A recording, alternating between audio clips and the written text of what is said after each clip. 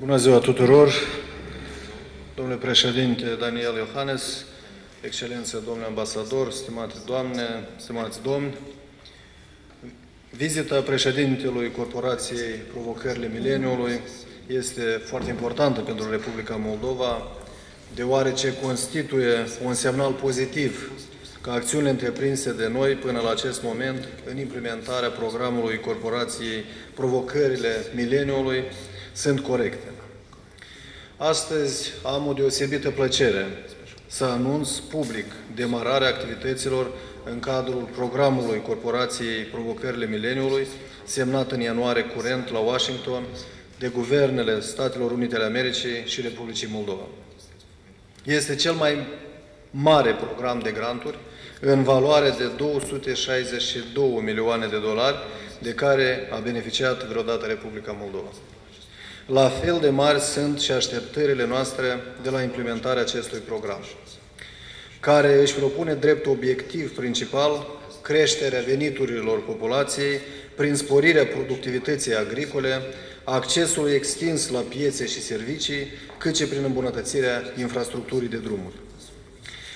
De așteptările mari ale oamenilor față de acest program ne-am convins chiar astăzi, în cadrul vizitei pe care am avut-o împreună cu președintele domnul Iohannes la Slobozia Dușca, unde urmează să fie reabilitat sistemul de irigare de care vor beneficia proprietarii a circa 700 de hectare de pământ.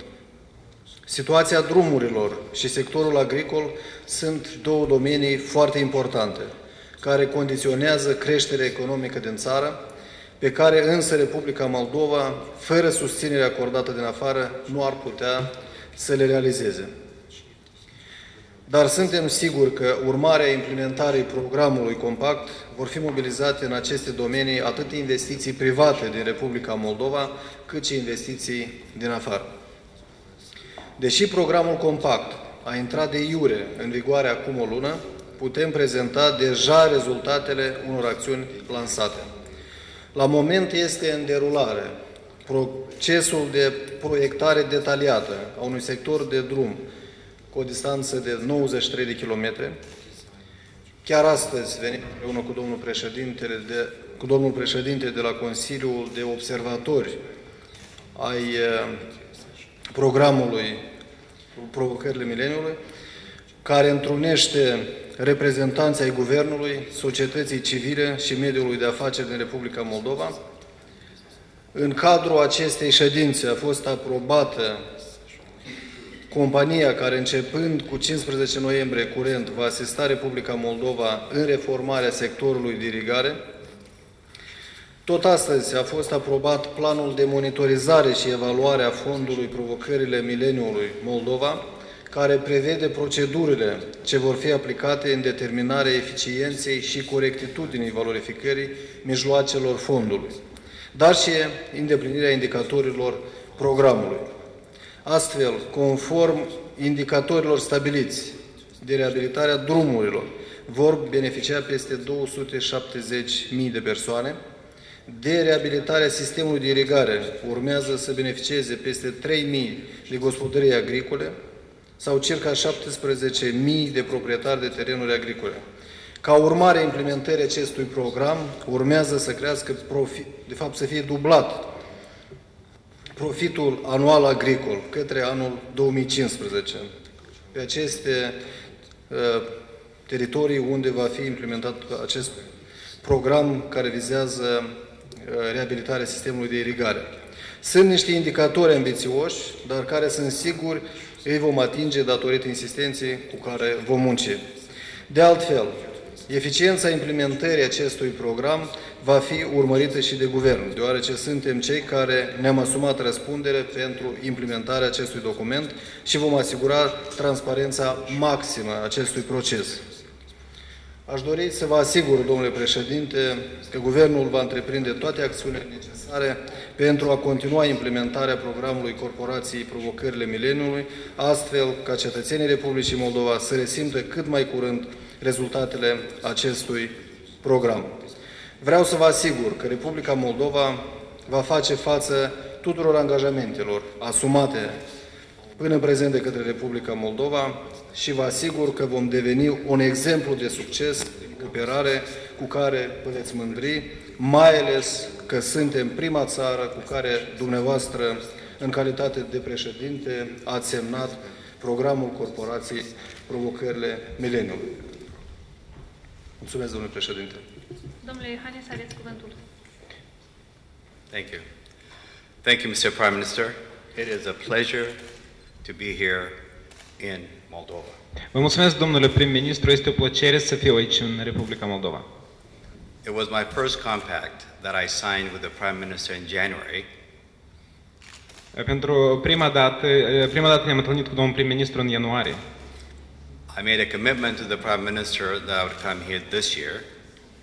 Și atunci am promis domnul prim-ministru că să vin în Moldova în acest an.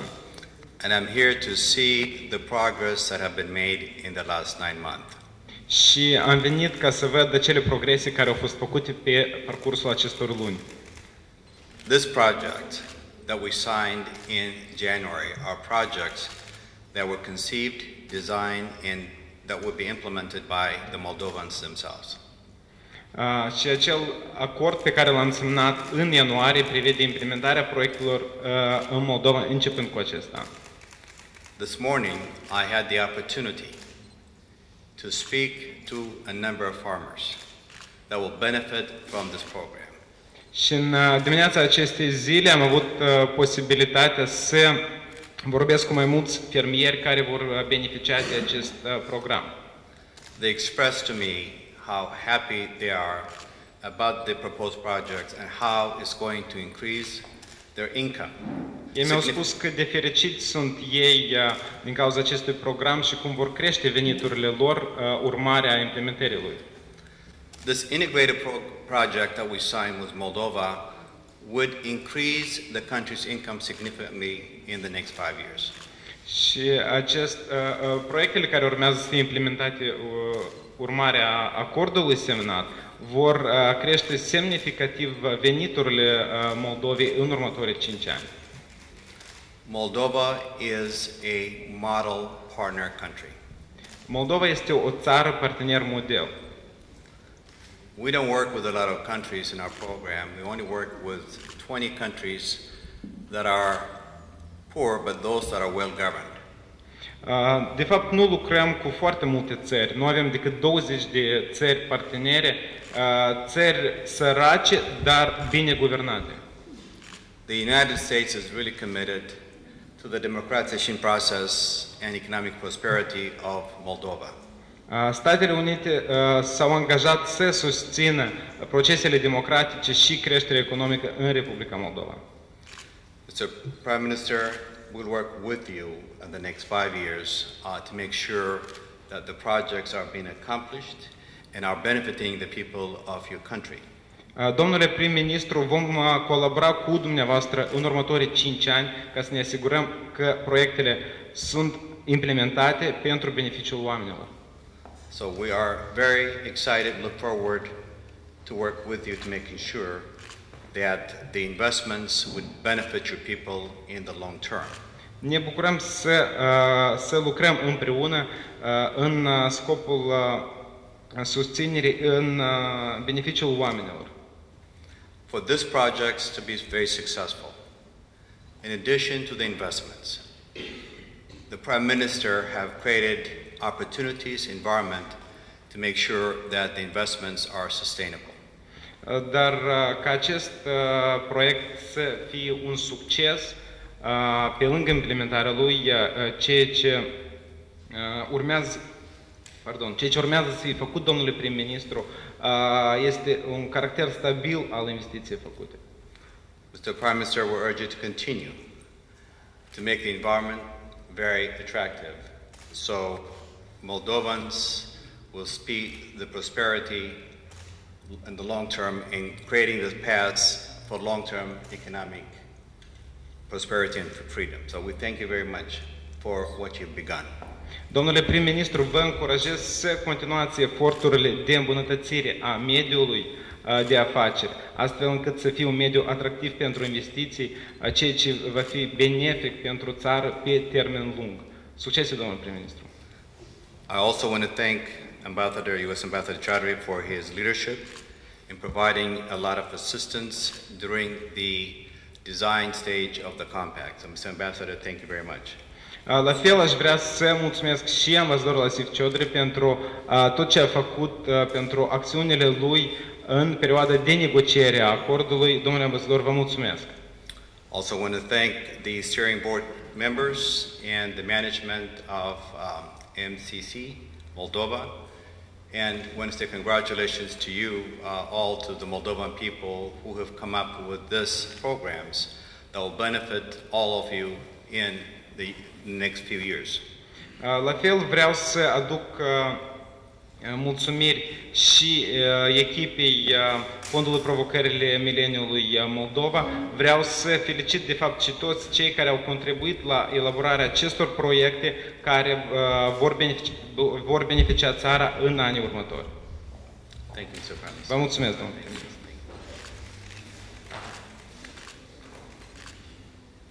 Stimați colegi,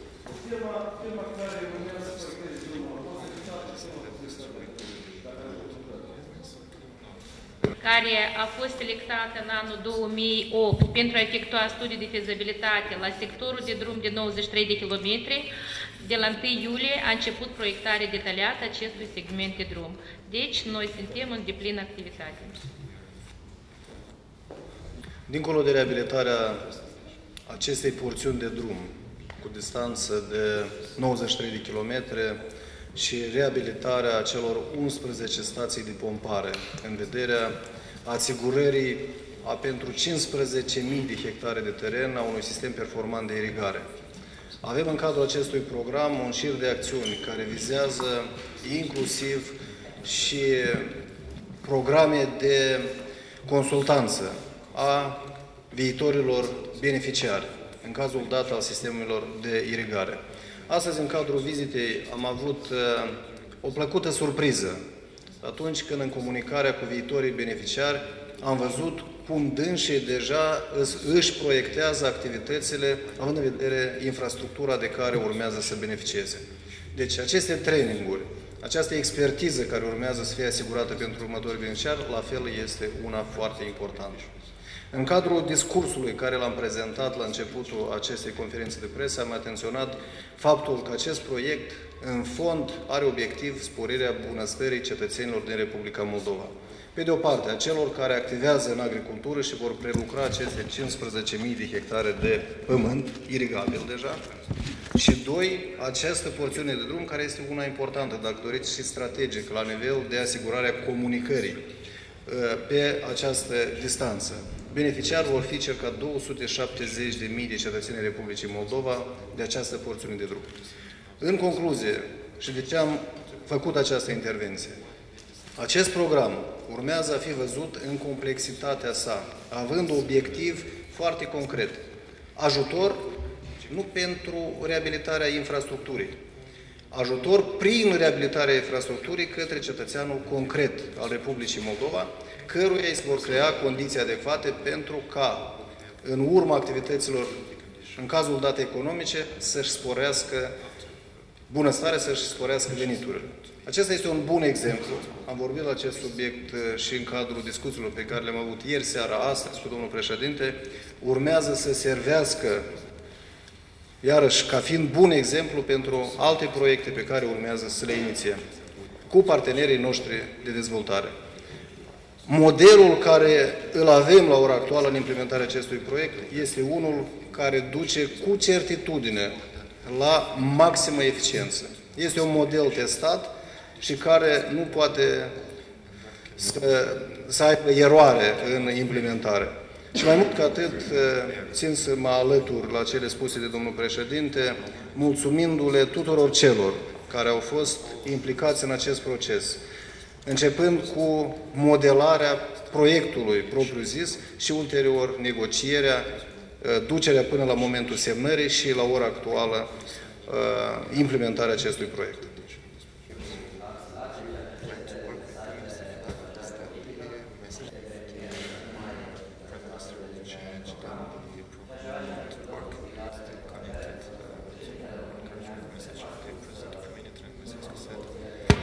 the compact that we signed is not owned by any particular person.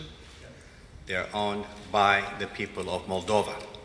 That's why from the beginning, we made sure that businesses, civil societies, NGOs, and governments were involved and consulted in making sure that the Moldovans chose programs that will benefit them tremendously. So our compact is not with any particular person, it is with the people of Moldova. That's why it's being implemented by a board which consists of government officials, businesses, NGOs, and others.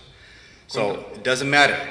We want to make sure that the compact succeed the way it's structured by making sure that it has representative from every segment of Moldovan society.